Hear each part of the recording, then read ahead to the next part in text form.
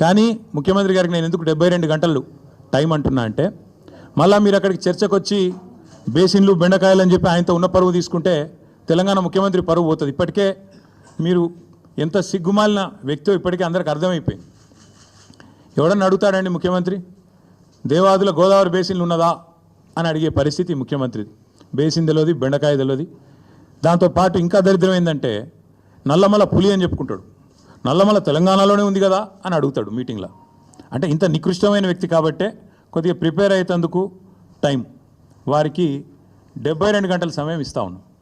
లేదు ముఖ్యమంత్రి గారు కనుక ముచ్చటపడి లేలే మా సొంత ఊరికే రండి కొండారెడ్డిపల్లి కంటే అక్కడికైనా వస్తాం, లేదు మా సొంత నియోజకవర్గం కొడంగల్లో పెడతాను నేను అంటే నీ ఇష్టం అక్కడైనా పెట్టు, లేదు మా నాయకుడు కేసీఆర్ గారి సొంత ఊరు చింతమడకకు వస్తావా అక్కడ రెడీగా ఉంటాం, లేదు మా నాయకుడు కేసీఆర్ గారి నియోజకవర్గం గజ్వేలు అక్కడికి వస్తావా నీ ఇష్టం, ఊరు నీ ఇష్టం, ప్లేస్ నీ ఇష్టం, సమయం డేటు అన్నీ నీ ఇష్టం, నేను రెడీ, మా పార్టీ తరపున నీ సవాల్ను స్వీకరిస్తూ ఉన్నాం.